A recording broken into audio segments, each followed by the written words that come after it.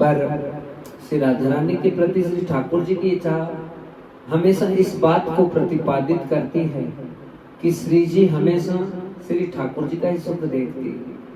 अपना कोई सुख नहीं देखा श्री जी ने आज तक प्रेम में, कभी भी अपना सुख नहीं देखा। केवल और केवल श्याम सुंदर का सुख देखती कि वो कैसे खुश हो, कैसे प्रसन्न हो। क्योंकि प्रेम में भक्तजनों मद आता है, और मद का मतलब अभिमान है, मान है कि हम कुछ हो गए। लेकिन आज श्री जी भी श्री जी बनी और ठाकुर जी भी ठाकुर जी बने, तो एक दूसरे के पूरक थे और दोनों के प्रति समर्पण का भाव था। और उसी का परिणाम हुआ कि प्रेम की साक्षात प्रतिमूर्ति श्री कृष्ण और राधिका प्रकट हो गए। पर जब तक हम अंतःकरण से अहम भाव को खत्म ना करें कि हम कुछ हैं, ये भाव जब तक बना रहेगा तब तक हमें वो भागवतीय प्रेम की जो धारा है, जो बहनी चाहिए हमारे अंतःकरण में, वो नहीं बह पाएगा।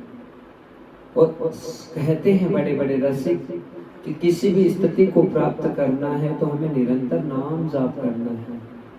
हम बस केवल एक चीज पर फोकस करें, वो है भगवान का नाम नहीं छूटे हमसे। बाकी का कार्य भगवान अपने आप कर देगा। तुम्हें कौन से भाव प्रदान करेगा? तुम्हें रुदन वाले भाव प्रदान करेगा, तुम्हें मुस्कुराहट वाले भाव प्रदान करेगा, तुम्हें और कैसे किस प्रकार के भाव प्रदान करेगा, वो केवल और केवल मेरे गोविंद के ऊपर निर्भर होगा, भगवान पे निर्भर होगा। पर हमारा कर्तव्य एक ही हो जाए कि हमारा नाम नहीं छूटे। और निरंतर तेल धारा प्रवाह से जब नाम बहने लगता है भक्तजनों, तो उसका प्रभाव बहुत बड़ा आता है। नाम नहीं छूटे, बस इस चीज को पकड़ना है। हाँ, नाम निरंतर है तो हमारे बेड़े पार हो जाएंगे एक दिन निश्चित रूप से। इसलिए भागवती नाम को जिसके जिह्वा के ऊपर ये नाम आकर बैठ गया है, उस नाम को इतना चलाएं कि बस प्रभु के लिए हमारा समर्पण बना रहे। बिना समर्पण के भक्ति प्राप्त नहीं होती है। सदन कसाई जी का बहुत सुंदर प्रसंग आता है, जिनमें एक तो वो जो उन्होंने प्रेम किया भगवान जगन्नाथ से, कभी कल्पना से भी बाहर होता है, क्योंकि भगवान जाति पाति को कभी नहीं पूछते।